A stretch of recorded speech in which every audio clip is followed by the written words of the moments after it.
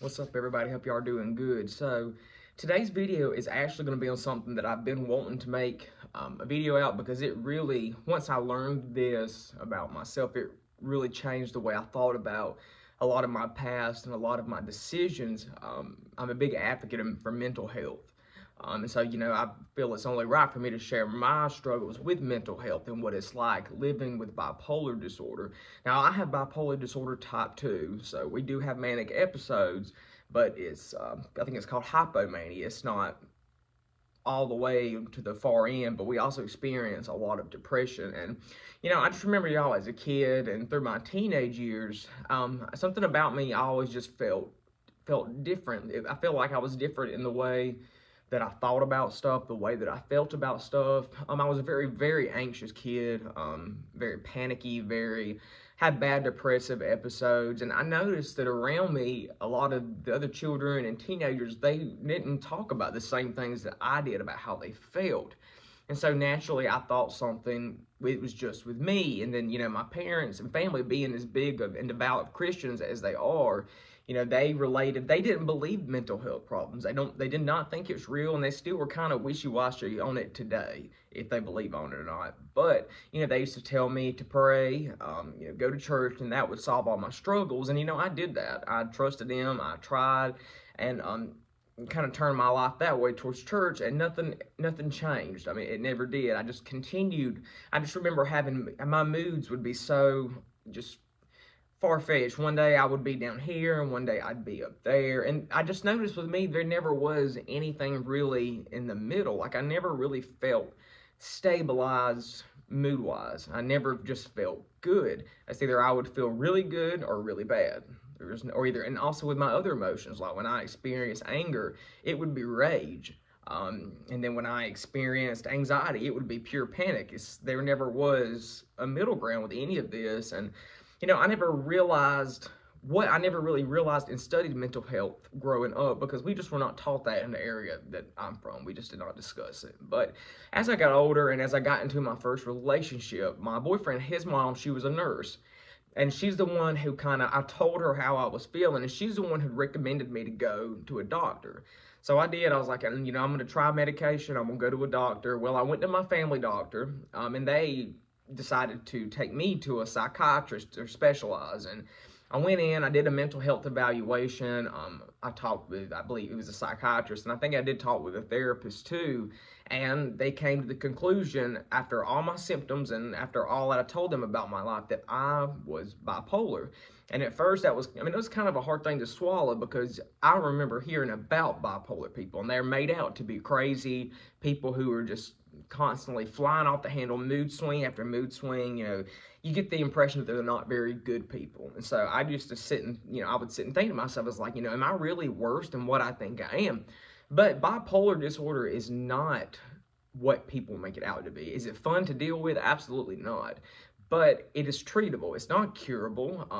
I've read some cases where it does get better the older you get, and mine's not as bad as it used to be, but also medication helped me out tremendously, along with therapy.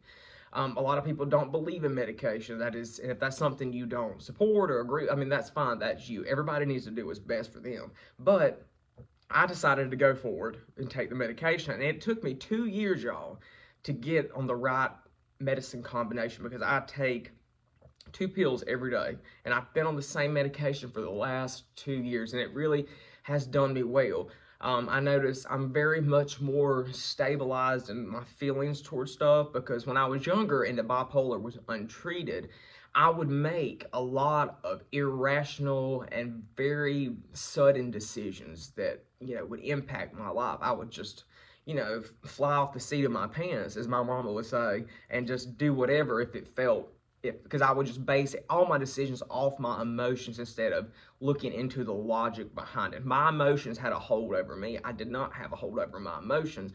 And looking back on my life, y'all seen my other videos, the bad situations that, I landed myself in, a lot of them came from my doings as well. Even though I wasn't consciously trying to put myself in bad places with bad people and make bad decisions, but you know, a lot of that is untreated mental health issues will cause a person to not be in the right state of mind.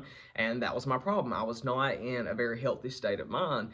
And I didn't realize how unhealthy it was. And I look back too on a lot of the alcohol and drug abuse that I experienced. And I remember my therapist, I told her about all that, and she said that drug abuse and addiction and substance problems are very, very common in people with bipolar 1 and bipolar 2. She said that having constant mood swings and never feeling stable, it's like we want to feel stable. We don't like the way we feel. We don't like feeling down one day and up the next. And so we end up, you know, turning to stuff like substances that helps us kind of feel more leveled out, because on days where you feel really down, you know, you can go do a substance that'll lift you up. And the days you're feeling real strung out and real high up and want to chill out, there's substances you could find to chill out. And that's when my abuse with opiates and alcohol started, because opiates would boost my mood, lift me up, and the alcohol would help me sleep at night. And so, you know, it put me down a bad path for a long time with drugs and alcohol. But when I finally went and cleaned myself up, I finally got my life together, cleaned myself up, started going back to my psychiatrist and continued taking my medication, my life improved a lot. And one of the best things that ever happened to me was that I was educated on mental health. I was educated on being bipolar, and I would learn to not follow the negative stigma that a lot of people have with it. And I had it myself. I used to sit, when they first told me I was bipolar, I was, you know, it was like, I don't believe that. You know, we used to make fun of people that were bipolar, and, you know, we would make jokes about them, because when I was in high school, there was a few girls that we would call bipolar because they treated their boyfriends horrible, and they were mean to everybody and had horrible tempers. And so, you know, that's, in my mind, is what I associated being bipolar with. But I was actually very wrong. And a lot of the mood swings with bipolar, you know, some people, they call it cycling. Some people cycle their moods faster than others.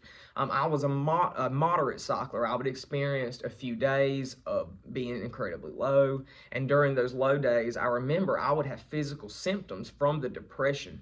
I would be incredibly exhausted, so tired. And what was weird, y'all, was that my skin was very tender, like my scalp would be tender. And then for some reason, I used to say my hair hurts, but it was actually just my skin gets very sensitive when I get in low places like that. I can't focus. I can't really even function. But, you know, I'll go to bed that night sad as hell, and then I'll wake up the next morning, boom, ready to jump up, ready to go, and I'll be getting everything on my to-do list done. I'll be just overachieving. I'll be talkative to people. It's like I just turn into a whole nother person that's the Dylan that everybody loves. And then when they see me on the flip side of things, then they're like, wow, he is totally different.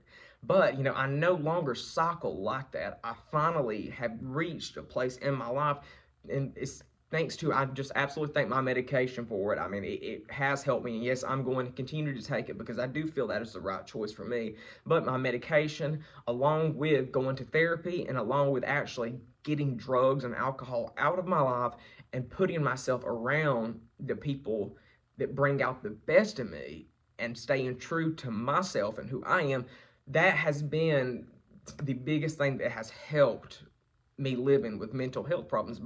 It's the best decisions that I've ever made. I mean, there's, you know, I look back on my life at some of the horrible choices that I made, and, you know, I don't fully blame being bipolar. You know, of course, I mean, you can't just blame something and everything else for the decisions you make, but I do believe that was a big contributing factor to a lot of the bad decisions and choices that I made in my adolescent years. Because when mental health goes untreated, you know, it's not just me. There are millions and millions of people that have untreated mental health problems, and they just don't, I think a lot of them don't even know it, or either a lot of them don't believe that they are sick, or they don't believe that mental health is a thing. And I just know in my area, there was a lot of people that went untreated because of our religious backgrounds in the area that I'm from. Very Christian, very much Protestant, Southern Baptist. I very much believe that, you know, God heals you of anything that is going on. You don't need doctors. You don't need medications. And it's, you know, mental health is a sickness of the brain. The brain is part of the body. It's a chemical imbalance. I mean, I'm no doctor, but guys, after dealing with this for years, I've learned a lot. You know, your brain is a physical part of your body. The chemicals can be, out of whack, out of balance. You take medication to fix that. I noticed in my area, a lot of people, they would say stuff about other people taking mental health medication. And to them, it was like, oh, that's not a real thing. But the same exact people, the day they get sick with a virus, they're running to the doctor to get medicine.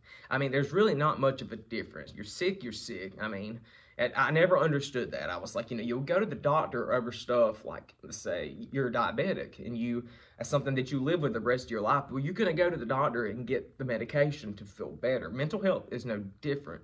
Somebody who's bipolar like me, it may be something you battle the rest of your life, but you're going to go to the doctor and take the correct steps to take care of yourself. And so that's one thing that, in my life I really want to do is to help people overcome, the false ideas that they have about people who are mentally ill, because like they're not bad people. I'm not a bad person at all. Yes, when I found out I had bipolar, I did kind of sit and think for a while. I was like, God, maybe I'm just one crazy ass little guy and I don't know it. But no, that's not true. So guys, if you struggle with any kind of mental health issues like that, don't be scared to reach out to anybody. Don't be afraid to go to the doctor, and make sure to listen to yourself and do what's best for your treatment plan. And you can't go wrong that way. So guys, thanks for listening to this video. Like the video, subscribe to the channel, and I'll be back in a few days with something else. Bye.